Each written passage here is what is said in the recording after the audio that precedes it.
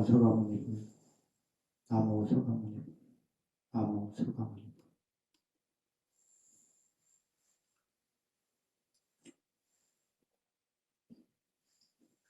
이제 불교 강의를 이제 시작하는데,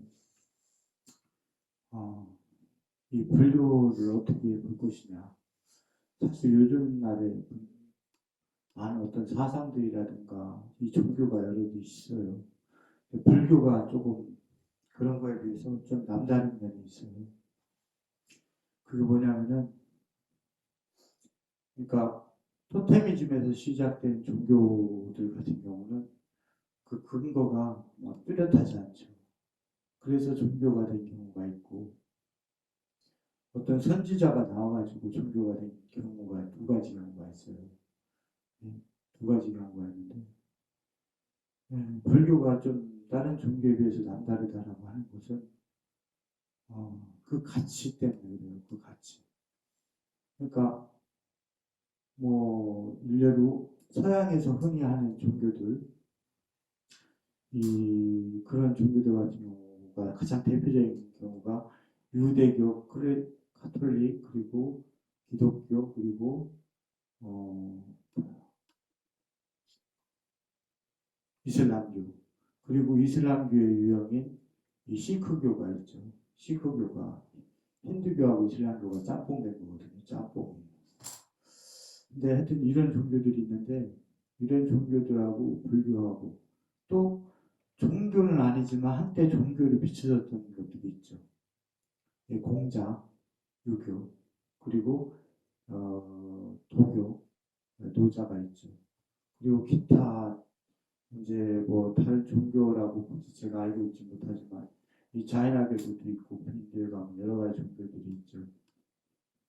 근데 사실 이걸 얘기하냐면 왜 불교하고 다르다라고 얘기하냐면은 대부분들이 다 핍박받던 종교들이에요. 그 당시에는 이 핍박을 받던, 이 발음이 튀는 발음이라는 게 핍박을 받던 그런 사상들이에요. 노자도 그냥 성문직이나 하고 뭐 이렇게 자기 사상을 펼치고자 했지만 그 뜻을 제대로 펼치지 못했죠. 정치적으로 조금 자기가 나서려고 했지만, 그래서 덕도경이라고도 하고 어떤 데에서는 도덕경이라고도 하죠. 그 400글자를 남기고 자기가 떠나서 뭐 정확하다고 제가 말씀드릴 수는 없어요. 하지만 그 언덕 위에서 승천해가지고 그 신선이 되었다고 하는 그게 있거든요. 그래서 그 400글자가 전부고, 그 유교도 각 나라에서 자기들의 정치적인 그런 지도자로서 불러주기를 여러 번 이렇게 발언했지만 실제로는 그렇게 많은 환대를 받지 못했죠. 그러다 후대 그 제자들이 나와서 그 기치를 살려주면서 그랬죠. 노자도 마찬가지로 장자가 그 뜻을 키워가지고 했고,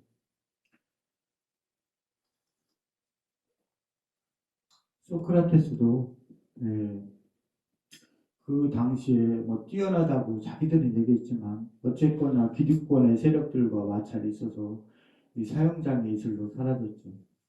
후대에 플라톤이라는 아주 위대한 인물이 나와가지고 제자가 나와서 그 플라톤의 파이돈이라는 저서 속에서 이 소크라테스를 드리거든요.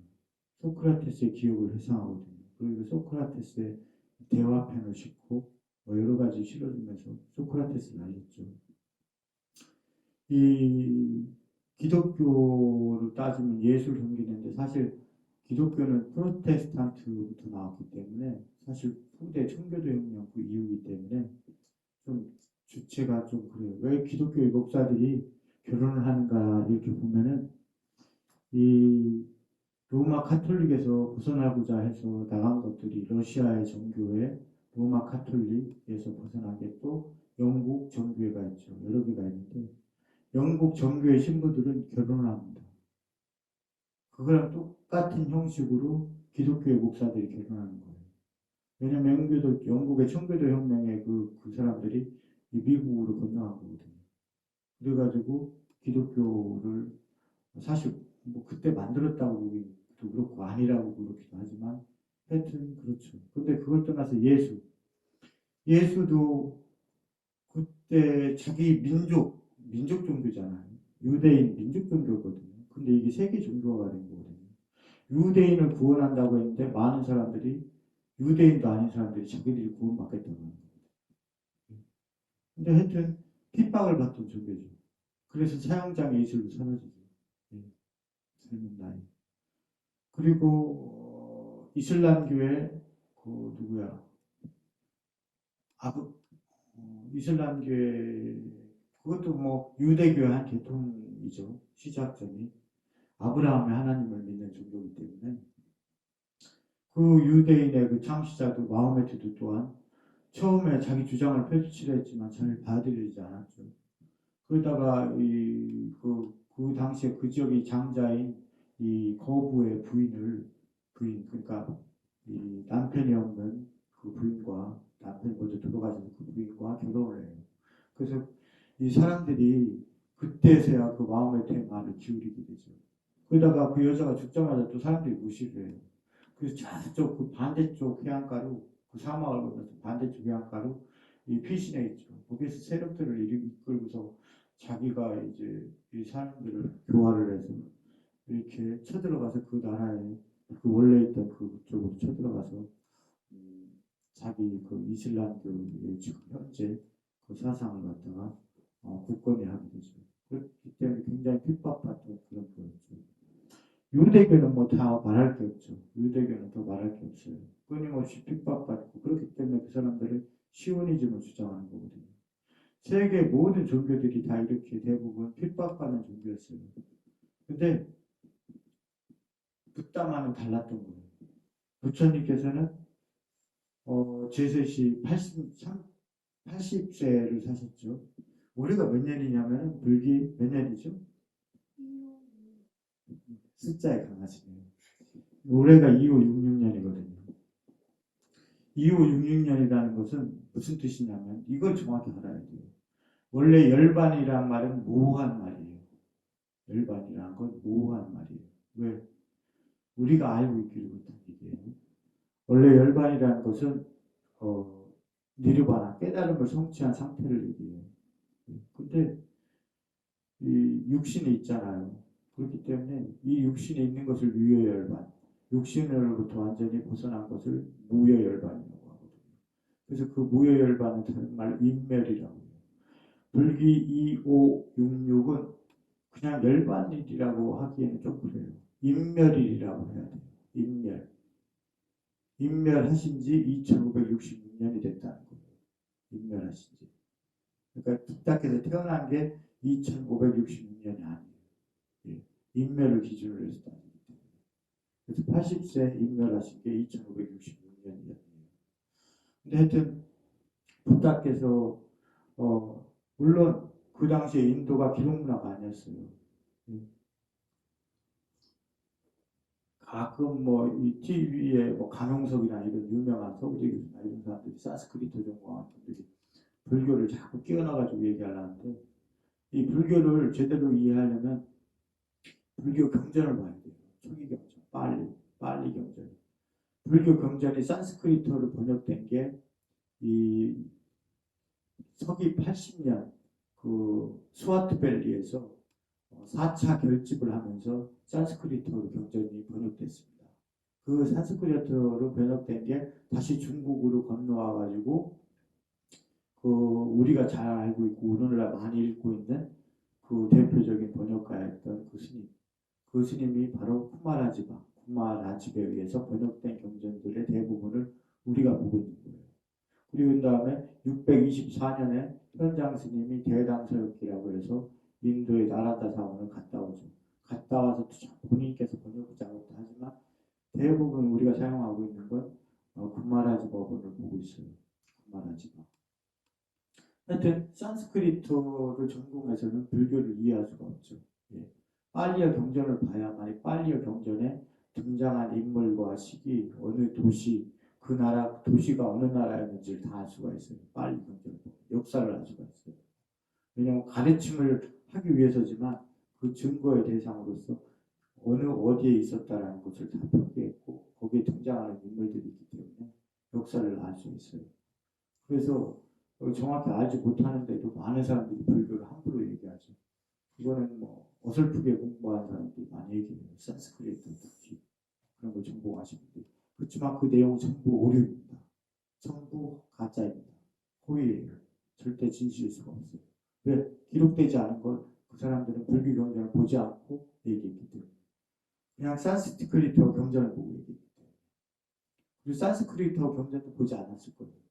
그리고 산스크리트어 경전이 4결집, 그러니까 서기 80년에 결집됐기 때문에 사실은 잘못된 인식을 갖고 있는 거죠. 하여튼 이 불교만큼은 이 붓다가 인멸해 두셨을 때 그 주변에 있는 9개의 나라의 왕들이 서로 부처님을 찾아왔잖아요. 뵙기 위해서. 근데 붓다께서 이미 인멸해 버리셨단 말이에요. 그래서 붓다께서 이제 그때 인멸하시고 나서 제자들은 붓다의 가르침대로 경전을 모으기 위해서 다시 이 마가다를 향하죠. 마가다의 수도를 향하죠. 예? 그리고 그 화장의 이 주관은 도나라는 바라문이 주관해요. 예? 신도들과 도나라는 바라문이 화장을 합니다. 그때 9개 나라의 왕들이 도착했단 말이에요. 근데 맨 마지막에 온 한 왕은 이미 그 부처님의 타고나온 뼈를 8개 나라의 왕들이 다 살이라라는 것이 뼈 조각에 타다는 살이라. 거기 그걸 살이라고 하는 거예요. 근데 그 8개의 나라의 왕들이 그 살이를 8등분해 가지고 나눠서 갔죠. 자기의 나라에 탑을 세우기 위해서. 그리고 또 마지막에 온 왕은 없잖아요, 이미. 그러니까 탑은 태웠던 그 재를 갖다 가져가서 살이탑을 세워요. 그리고 도나라는 바라문은 그 사리를 담았던 그 항아리를 갖고 탑을 세우죠. 근데 왜 이걸 얘기하냐면 후대에 그것이 역사적으로 확실하게 고증이 되어진 게 바로 이 아소카 왕이라는 왕이 나왔기 때문에 그래요. 이건 나중에 뭐 재미있는 얘기거리기 때문에 이야기 되기 때문에 나중에 얘기하겠지만 이 마우리아 찬드라국타 마우리아 왕조의 그 손자였던 그 아소카가 인도를 통일하는 대제국을 건설해요. 기원전 한 270년, 60몇 년 그쯤 될 거예요. 그때 이 불교에 귀의하면서 그 8개의 근본에 있는 탑을 해체해가지고 사리를 모아서 전국 각지에다가 부처님의 기념이 될 만한 곳 이런 곳에다가 다 사리 탑을 세워요. 탑을 세워요. 건설해요. 예. 그걸 바로 그리고 그 장소가 어떤 장소인지를 기록하죠. 그리고 거기에다가 그걸 갖다가 우리는 아소카 필러, 아소카 석주라고 하죠. 아소카 석주라고 해요. 그런 역사적인 근원이 있기 때문에 말씀드리는 거죠. 이 다른 핍박받던 다른 종교들하고 다르게 불교는 그 9개 나라의 전체의 왕들의 귀의를 다 받아요. 그래서 각 지역에서 다 안거를 하죠. 네. 그래서 모든 왕들의 이 살아생전에서도 존경을 다 받았던 인물이에요. 그런 인물이 종교상으로 없어요. 다른 종교에서. 그러면은 그 9개의 나라의 왕들이 서로 친목을 다지지 않았단 말이에요. 서로 전쟁도 하고 있던 왕들이란 말이에요. 그렇다면 그 왕들이 붓다께서 신통력으로 너 이거 해줄게, 네가 이 해줄게 그런 것도 아니잖아요. 단지 그 보호의 실체를 보여주고 이랬는데도 그 가르침만으로도 귀의를 했단 말이에요. 그렇다면 그것이 얼마나 뛰어났길래 그 9개의 나라의 왕들이 붓다께 귀의했는가. 그렇기 때문에 불교는 다른 이 가톨릭, 유대, 뭐 기독교, 뭐 시크교, 뭐 이런 이 동양에 있는 뭐 노자를 섬기는 뭐 이런 도가들, 이런 유교 이런 것들하고는 차원 자체가 달라요. 차원 자체가 경지가 달라요. 근데 이 경전이 너무 좋은 내용이 많지만 사람들이 요즘 날에 사람들도 그런다고 하더라고요. 정치나 이런 것도 어렵게 얘기하면 싫어한대요. 그거 어렵게 얘기하는 걸 이해해서 들어야 내가 도움이 되는데 어렵게 얘기하면 싫어한대요. 그래서 선동되는 것에 사람들이 많이 늘어난다고 하더라고요. 선동되는 것. 쉽게 단순한 논리로 얘기하면 그걸 받아들이려고. 어려운 건 싫어. 복잡. 마치 그것과 같이 붓다의 가르침이 그 어떤 무엇보다도 그걸 다 뛰어넘을 수 있을 만큼 능가하는데 그걸 받아들이지 못해요. 그 대표적인 예가 뭐냐면 94년도인가 그쯤에 일어났던 일이에요. 그러니까 70몇 년도가 몇 년도부터 계속 사건이 일어났어요. 사이코패스라든가 소시오패스에 대한 사건들이. 그래서 이 프로파일러라고 하죠. 그걸 연구하는 사람들이. 프로파일러들이 미국에서 왜 이 사건이 일어나는지 그걸 열심히 연구했단 말이에요. 결론이 안 나는 거예요. 아무리 연구를 해도. 그 마지막이 뭐냐면 결국엔 90몇 년도에 결론 내린 게 뭐냐면 조건에 의해서 발생한다라고 단정 얘기한 거예요. 단정적으로. 근데 그거는 불교의 스님들한테 물어보면은 바로 답할 수 있는 내용이에요. 굳이 그걸 돌고 돌아서 몇십 년을 돌고 돌아서 결론 내린 게 기껏해야 조건에 의해서 생성된다는 그걸 절에 와서 물어봤으면 바로 답해줬을 텐데. 경전을 보면은 바로 알 수가 있거든요. 근데 그거를 그 몇십 년을 헤맨 거예요. 이런 뜻이 이 경전에 그런 가치 있는 가르침들이 정말 보배 같은 가르침들이 너무 많지만 사람들이 복잡해서 굳이 어려우니까 신경 쓰려고 하지 않아. 써보지 않아. 그래서 일단 그 가르침의 그 위대함을 갖다가 보여주기 위해서 이 얘기를 드렸고요. 부탁해서 그렇게 태어났단 말이에요. 그 다음에 오해될 부분이 뭐냐면 사람들이 불교하면은 가장 많이 하는 게 인도의 사바르나를 얘기해요. 사바르나. 그게 뭐냐면 계급을 얘기하는 거예요. 사계급. 그래가지고 뭐 브라만, 크샤트리아 이런 걸 얘기하려고 그래 자꾸. 이 부처님께서 태어났다는데 옆구리를 태어났다. 크샤트리아는 옆구리를 태어났다. 뭐 이렇게 얘기하는데 이것도 후대 산스크리트의 영향이 산스크리트 문화의 영향이 굉장히 크게 이어받은 내용일 가능성이 높아요. 그게 뭐냐면은 가장 대표적으로 내가 어떤 분한테 그런 얘기를 했어요. 아니 그때 당시에 이제 힌두교는 없죠. 힌두는 원래 강이름입니다. 힌두가 원래 강이름이에요. 강이름에서 따온 종교예요. 근데 강이름만 그냥 따온 게 아니에요. 거기엔 의미가 있어요. 근데 힌두교가 생기기 전에 베다를 섬기던 민족 아리안들이었단 말이에요. 브라만, 승려계급이었죠. 우리는 승려계급이라고 하지만 딱히 뭐 사제 이런 거라고 했지만 정확히 잘 모르겠더라고요. 근데 이 브라만이 사성계급을 이렇게 자꾸 얘기하는데 만약에 그때 붓다 시대에 붓다의 민족도 아리안족이에요. 그러니까 먼저 건너온 아리안족이란 말이에요. 그때 브라만들이 성행했다면 붓다께서 태어났을 때 브라만을 불렀을 거예요. 브라만. 그렇지만 우리 쪽 보면은 뭐라고 하죠? 아시타 선인을 부르잖아요. 브라만이 아니라. 만약에 그때 이 베다의 그 영역에 있었다면은 브라만을 불렀을 거예요. 그런데 그 사람들은 그거에 대해서 의심을 하지 않아. 그 얘기를 듣거든. 아무 생각 없이 그냥 듣기만 하는 거예요. 불교는 좀 생각을 하면서 들어요. 그래서 이제 불교의 이제 부처님의 가르침을 가기 전에 이 전반적인 이해되는 부분을 말씀드리려고 하는 겁니다. 이 제가 앞으로 할 얘기는 불교에 있어서 3대 성인의 가르침을 말씀드리려고 하는 거예요. 3대 성인. 불교에는 세 분의 성인이 있습니다. 불교에는 세 분의 성인이 있어요. 첫째로 고다마시타르타, 붓다죠. 붓다죠. 부처님. 그리고 부처님께서 직목해서 얘기한 두 분이 있어요. 모든 비구들에게 너희들은 마우드 갈리아나와 그리고 사리푸트라와 친하라. 그리고 그와 함께하라는 얘기를 해요.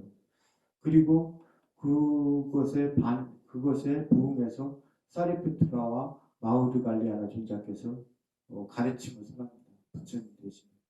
이 경전에는 이 두 분의 가르침이 상당수가 포함되어 있어요.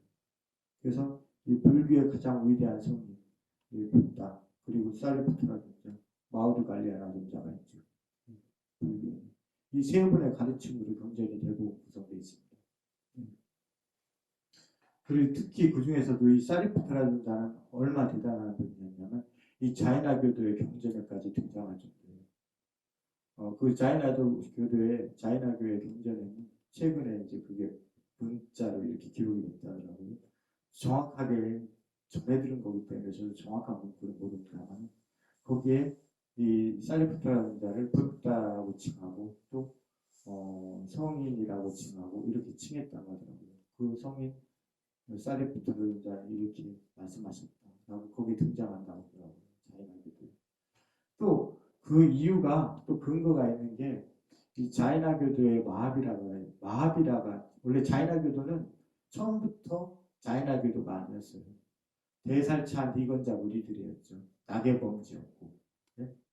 그 무리 중에서 지나가 나온 거예요. 마하비라가 지나가 된 거예요. 그래서 그때부터 자이나교라고 한 거예요. 지나가 나왔기 때문에 자이나교라고 한 거예요. 그렇지만 붓다가 있던 시대에는 자이나교도들 낙의범지 대살차 니건자 무리들이 핍박을 받죠. 붓다가 계셨기 때문에 그분들의 가르침이 통하지 않죠. 그건 경전에서도 충분히 드러나 있어요. 근데 하여튼 그 자이나교도의 경전에 사리푸트라는 자의 가르침이 들어간 그 이유를 보면은 자이나교도의 교주인 이 마하비라가 인멸한 곳이 바로 사리푸트라와 마우드갈리아나가 활동하던 태어나고 자랐던 그 고장이에요.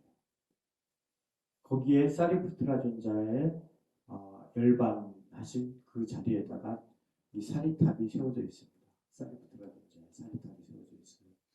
우리는 그곳을 나란다 사원이라고 하고 나란다 대학이라고 부르지만 실제로는 거기는 원래는 사리푸트라 존자의 사리탑이 세워진 곳에 나란다 사원이 세워질 겁니다. 대학이 세워질 거예요. 그 정도로 불교에서 붓다 다음으로는 사리푸트라 존자를 손꼽을 수 있어요. 그 다음에 마우드갈리아나 존자 이렇게 세워져 있습니다. 그럼 조금 더 들어 올라가서 우리가 잘못 알고 있는 사바르나 이 제도에 대해서 이 계급에 대해서 얘기하자면 이 아리안들이 이 카스피해 이쪽에서 카스피해가 이쪽에 있으면 이쪽 오른쪽이라고 했어요. 동쪽이라고 해야겠죠. 동쪽에 유목민이었던 아리안 쪽이 있었단 말이에요. 그 사람들이 제가 정확하게 역사를 전공한 사람 아니기 때문에 연대를 정확하게 얘기할 수는 없습니다. 기원전 15세기경에 이동을 하기 시작해요. 그 사람들이 왜 다른 민족보다 특별났느냐? 왜였을까요? 그게 불교와 아주 관련성이 있습니다. 불교에서의 전법의 상징이 뭐죠? 바퀴잖아요. 바퀴. 칼라 차크라라고 하죠. 법연이라고 하죠. 칼라 차크라. 네, 초기에는 불상이 없었고 칼라 차크라가 그려져 있었죠. 부처님 대신. 왜냐하면 신성한 존재는 직접 그릴 수가 없기 때문에. 이 아리안들이 왜 뛰어났냐면 바퀴를 만들 수 있는 민족이었기 때문에. 그러면 우리가 알고 있는 그런 동그란 바퀴? 아니. 살이 들어가 있는 바퀴. 살이 들어가 있는 바퀴. 뭔 얘기인지 아시죠? 바퀴. 자전거 바퀴처럼 살 들어가 있는 이 바퀴를 만들어냈기 때문에. 그래서 이 동이 굉장히 용이해요. 전 세계적으로 주름 잡을 수 있었던 거예요. 그 민족이 맨 먼저 이렇게 건너간 게 어디냐면 기원전 15세기경에 그 그리스 로마 쪽으로 건너가서 그레코 로마의 문화를 꽃피웠다고 저는 알고 있어요. 그리고 그 사람들이 건너간 쪽이 이 페르시아 쪽이죠. 그래서 그 대표적인 나라가 바로 이란이에요. 이란을 영문 표기로 보면 딱 알 수가 있어요. 이란은 아리안의 나라라는 뜻이에요. 이란은 아리안의 나라라는 뜻이에요. 그리고 그 사람들이 인도 쪽으로 건너오죠, 먼저. 그래서 깊숙이 스며들어 살아요. 근데 희한한 건 위쪽으로 건너간 그 아리안들은 후대에 건너간 아리안들이 또 있단 말이에요. 후대에. 그 사람들이 이제 이집트나 이런 쪽까지 상당히 영향을 다 끼쳤어요. 우리나라도 그렇고 중국 쪽까지 다 영향을 다 끼쳤단 말이에요. 전부 다 전 세계적으로. 근데 하여튼 후대에 건너간 이 게르만, 그러니까 독일 쪽의 사람들이죠. 히틀러가 원래 자기들이야말로 정통 아리안이라 해가지고 이 만자를 딱 새기면서 이렇게 하잖아요. 그러면서 그런 영화도 있고 한 걸로 알고 있는데 후대에 건너간 민족이었던 독일 게르만들은 이 먼저 건너간 사람들한테 오히려 무시를 당해요. 그렇거든요. 근데 인도 쪽으로 건너간 아리안들은 후대에 건너간 아리안들이 주된 세력이 돼요. 그래서 먼저 건너간 세력보다 나중에. 그리고 나중에 뭐 여러 가지 문화를 꽃피우죠. 그 아리안에서 이 제사를 모시는 섬기는 의식이라든가 이런 걸 적어놓은 것이 바로 베다예요. 제가 알고 있기로 베다예요. 베다. 그러니까 성경에서 뭐 그런 것도 비슷하겠지만 하여튼 베다라는 것이에요. 이게 거기에서 파생된 것이라고 저는 단언하지 못하지만 그렇게 생각하고 있는 것이 바로 조로아스터교예요. 그래서 이 베다를 섬기는 그 종교와 조로아스터교와 똑같이 불을 피웁니다. 근데 비를 우리가 중국 사람들이 좀 너무 과장되고 뭐 이런 것들이 많아요. 그리고 현상을 제대로 발라보려고 한다기보다 좀 뭔가 두리뭉실하게 이렇게 뭘 그리죠. 그래서 현장 스님도 624년에 인도로 건너가죠. 사실은 이제 현장 스님에 대한 역사적인 얘기도 정확히 해드리고 싶지만 얘기가 길어지니까. 이 현장 스님이 장안을 출발해서 왔다고 하는데 스리찬으로 사실은 피신을 한 거죠. 현장이라는 사람이 스님이 아니었던 걸로 알고 있어요. 근데 여기에서 난이 하도 많으니까 이쪽 지역에 피난을 왔는데 사촌한테 피난을 왔는데 거기서 불교를 접한 거죠. 거기에서 출발해서 간 걸로 알고 있어요. 저는.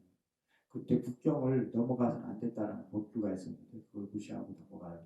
나란다 사원으로 가서 불교를 배워오죠. 근데 거기에서 대담서였기에 부처님께서 태어나신 나라 카필라투스에 대해서 그리고 있단 말이에요. 카필라의 성의 땅은 대략 7,000열이다. 제가 기억하기로는 그렇게 알고 있어요. 여기서 우리나라 애국가를 불러보면 알아요. 해물과 백두산 이러면서 무궁화 삼천리 나오잖아요. 우리나라 남북한이 다 삼천리밖에 안 돼요. 저 북쪽 백두산 쪽에서 바라보면 보이지도 않아 저 끝이. 아무리 불러도 볼 수가 없어요. 근데 어떻게 7천리라고 해요? 그 땅이. 그러니까 너무 과장된 거죠. 어마어마하게 과장된 거죠. 7천리라는 건 말도 안 되죠. 그렇듯이 좀 그런 게 있어요. 좀 너무 과장되고 호황되고 이런 게 있어요. 하여튼 자기 딴에는 그렇게 기록을 한 거죠. 본인이. 하여튼 그때 당시에 이제 뭐 건너가기도 하지만 하여튼 이, 이, 이, 이 인도 쪽으로 건너온 먼저 있던 민족들이 있단 말이에요. 근데 이 붓다 시대에는 어땠냐면은 이 베다를 섬기는 민족이 있었어요. 조로아스터교 얘기하다가 잠깐 건너갔구나. 이 조로아스터교는 배화교라고 불렀단 말이에요. 중국 쪽에서. 근데 배화교라는 말 뜻은 불을 섬긴다는 뜻이에요. 근데 불을 섬기는 게 아니거든. 불은 내가 뭔가를 태워서 공급하는 용도예요. 힌두교 요즘 거기서 하는 브라마들이 하는 것처럼 뭐를 태워가지고 재물을 공급하는 거예요. 신에게. 이런 용도인데 거기서 그냥 불을 피우고 있으니까 불을 섬기는구나 이렇게 보는 거예요. 그러니까 본질 제재를 못 본 거죠. 그래서 배화교라고 부른 거죠. 하여튼 인도에 건너왔던 이 아리안들이 있었단 말이에요. 근데 후대에 건너온 아리안들이 어떻냐면은 이 바라나시 강이 있단 말이에요. 바라나시 강 좀 약간 우리 쪽으로 그 지금 아프가니스탄 인근 그 밑에 그쪽으로 있던 나라가 쿠르였어요. 쿠르가 그 당시에 우리가 알고 있기는 경전에 등장하는 마가다와 뭐 뭐더라 뭐지 스라바스티 마가다 그리고 또 코살라 이 두 나라가 컸다고 생각하잖아요. 경전에서 그렇게 얘기하잖아요. 실제로 그거보다 더 큰 나라가 아프가니스탄 쪽 인근 그 밑에 쪽으로 이 쿠르라는 나라가 있어요. 베다를 섬기는 나라예요. 아리안 정통 아리안. 그러니까 후대에 건너온 아리안. 그리고 그 나라 밑으로 바라나시 인근까지 내려온 나라가 판칠라라는 나라가 있어요. 이 나라가 사실은 컸어요. 두 개의 나라. 이 두 개의 나라의 입장에서는 이 바라나시 너머의 지역은 사람이 살 수 없는 지역이에요. 왜? 베다가 미치지 못하는 지역입니다. 배에다가 미치지 못하는 점이 사람이 살아서 안 되는 땅이다. 그쪽의 입장에서 얘기하는 거예요. 그렇다고 보면은 우리가 알고 있는 뭐 사바르나 뭐 브라만드 이런 걸로 그 당시에 인도에 있었던 우리 불교의 역사 얘기를 풀어나가면 안 되죠. 그게 안 되는 거예요. 하여튼 그랬던 거죠. 그래서 그 관점을 갖다 조금 더 달리 바라봐야죠. 또 어떤 불교를 아는 사람들은 그래도 천대 건너왔던 이 베다의 사상이 이 자이나교도라든가 여러 가지 종교, 불교도 거기에 미쳤다냐 이렇게 얘기해요. 근데 그건 정말 그 서울대 불교수를 한 사람이 산스크리트를 전공한 사람이 그렇게 얘기하더라고요. 그 사람은 정말 그런 식으로 강의를 하면 안 되지, 교수가. 왜냐하면 자기가 증거할 수 있는 그 기록이 없는데 그걸 그냥 자기가 추정해서 얘기하는 거거든. 그걸 기록을 보려면 불교 경전을 봐야 돼요. 그 기록이 남아있기 때문에. 경전을 보면 기록이 남아있어요. 근데 그 사람은 기록도 없는데 그냥 추정해서 얘기하는 거예요. 근데 그걸 왜 얘기하냐면 자연학교도는 맞아요. 그 당시에 육사외도가 있었다고요. 육사외도들이 다 어떤 자기만의 수행 방법을 가지고 있었어요. 근데 그게 맹목적으로 그냥 뜬금없이 나온 게 아니라 전에 건너온 베다를 선배했던 그 어떤 그 힌두교의 원리죠. 거기서 뿜어져 나온 것이 약간 그런 영향을 받았다고 볼 수 있어요. 그렇지만 이 붓다께서는 그 밑에 들어갔다가 그것을 다 타파하고 내려오거든요. 나오거든요. 그 독자적으로 자기가 혼자 수행한 거거든요. 개인적인 어떤 기본적인 룰을 갖고서 수행한 게 아니라 그 룰이 없이 수행을 한 것이거든요. 그렇기 때문에 베다와는 전혀 차별이 있고 전혀 상관이 없는 것인데 그 사람은 김성룡이라는 사람인가 그래요. 그 사람은 자기가 그렇다고 얘기하는 거죠. 그거는 한치도 모르는 사람이 그냥 뜬금없이 주장하는 거고 하죠. 예. 어디 본 것도 없는데. 하여튼 산스크리트를 전공한 서울대 불교수, 인문학 불교수라는 사람은 그렇게 주장을 해요. 그렇지만 그 기록이 없는데 그거는 이 기록 없이 근거 없이 주장하는 것이다라고 말씀드리고 싶어요. 근데 하여튼 불교의 시대는 그렇단 말이에요. 그렇다면은 우리도 불과 100년 전, 얼마 전까지는 계급사회였어요. 전 세계의 계급사회가 아닌 곳이 없었어요. 그거는 원시사회, 모든 그 개혁이 좀 진척되지 않은 그 사회들은 다 똑같아요. 다 계급사회였어요. 어느 나라도. 그렇기 때문에 그걸 일단 한꺼풀 치워놓고 생각해야 돼요. 그건 다 그랬으니까, 어느 나라든지, 전 세계적으로. 그런 이제 브라만이라든가 그런 걸 결부시켜서 생각하는 그런 것들은 다 치워버려야 됩니다. 치워버리고서 이제 들어가야 돼요. 이 부탁께서 그러면은 그 불기 2566년 전에 80년 전에 대략 서로 그 주장하는 게 약간씩 다르기 때문에 우리가 추정하는 근거하는 바는 아소카 왕의 흔적 때문에 그 연대를 그 이전으로 해서 추정하는 거예요. 그렇기 때문에 그것도 정확하다고 얘기할 수는 없어요. 1년 조금의 오차도 없다고 말할 수는 없어요. 하지만 우리가 현재 서로 공인하고 있고 서로가 얘기할 수 있는 2566년 전에 79년 전인 그 시기에 카필라바스투라는 아주 조그만 소국가에서 태어났단 말이에요. 소국가에서 태어난 건 아니죠. 소국가에서 그 어머니였던 어머니께서 이제 아기를 낳기 위해서 그 당시에는 자기 원래 그 뭐라고 하죠? 스택이라고 하죠? 친정 친정집으로 가고 있었던 중이었단 말이에요. 그래서 한 30km 정도를 이동해서 그 강줄기가 있어요. 얇게. 그 강줄기를 건너가기 위해서 일직선으로 가야 되는데 이렇게 가야 됐었어요. 지도를 보면. 이렇게 갔었거든요. 딱 이쪽으로 내려와서 꺾어진 이 부분이 바로 눈빈이었어요. 조금만 연못이 있는 눈빈이었단 말이에요. 거기에서 그 산통에 겨워가지고 거기서 스타타 태자를 낳았단 말이에요. 그리고서 세상과 작별을 도와줘. 근데 이제 그래가지고 그 이모였던 마하바냐파티가 어머니 역할을 한 거죠. 키우게 되죠. 그래서 세상을 이렇게 살아간단 말이에요. 또 뭐 우리가 뭐 불교 뭐 설화라든가 이런 거에는 뭐 여러 가지로 주장돼 있어요. 그렇지만 그런 것들을 다 배제하고 얘기할게요. 다 배제하고 전부 다 배제하겠습니다. 설화.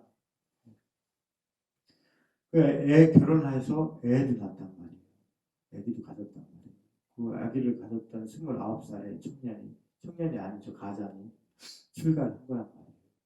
출가했단 말이에요. 그렇다면 그것은 무엇 때문인가? 그것을 명확히 알아야 이제부터 불교를 이해하기 시작할 수 있는 거예요. 이걸 알아야 돼요. 그게 바로 불교의 시작입니다. 그게 뭐겠어요? 우리 천수경 하면 항상 하는데. 천수경 하면 항상 하는 말이에요. 이거를 꿰뚫어 봐야 돼요. 꿰뚫어 봐야 돼요. 물론 제가 여기에서 불교 강의를 5주로 할 거거든요. 5주짜리를. 근데 이걸 5주짜리 한 번 들어서 이해하면 좋겠지만 10번, 20번을 들어도 이해하지 못하는 분이 대부분일 겁니다. 왜?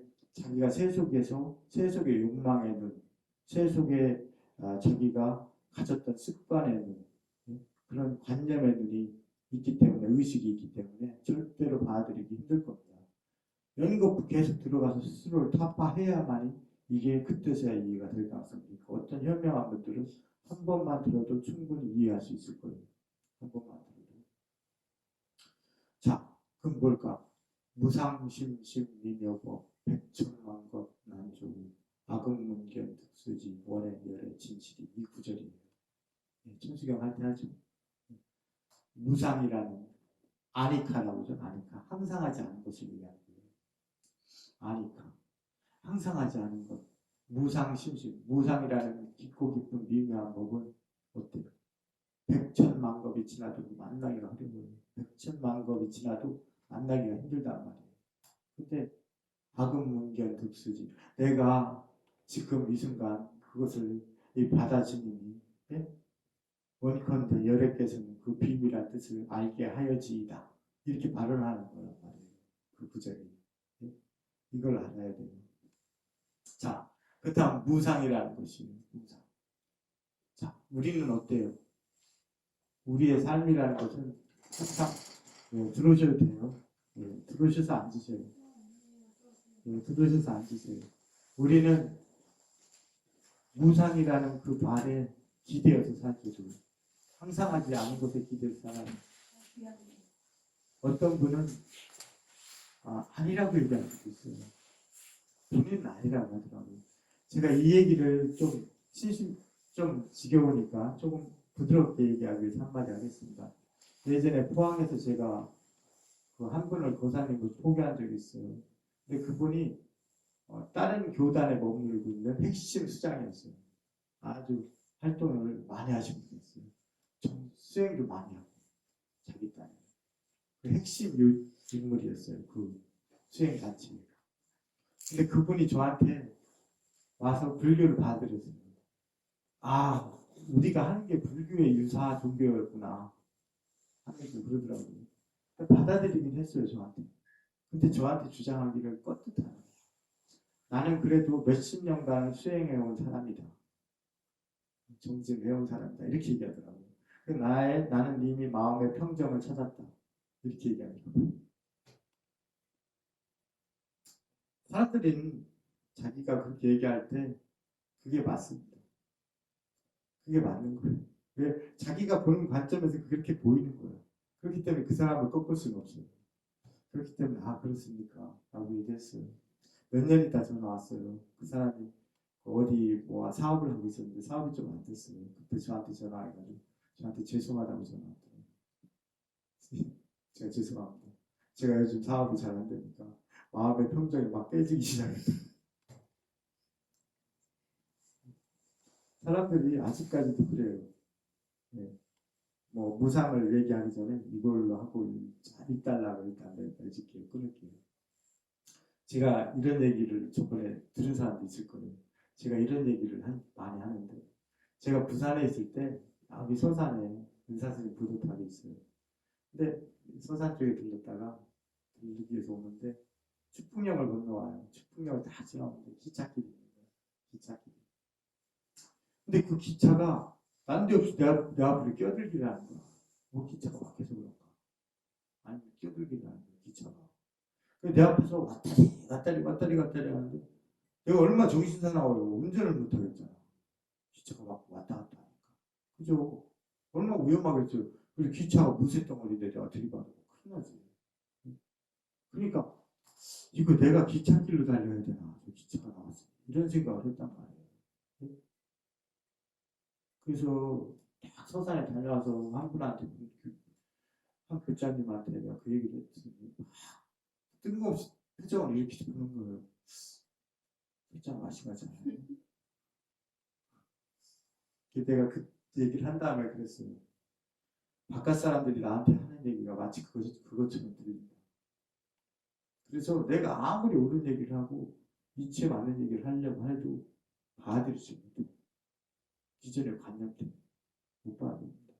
이것처럼 이 5주짜리 강의도 10번, 20번을 들어도 이해 못하실 분이 충분히 있을 겁니다. 100번을 들어도 이해 못하실 분이 충분히 있을 거예요. 네.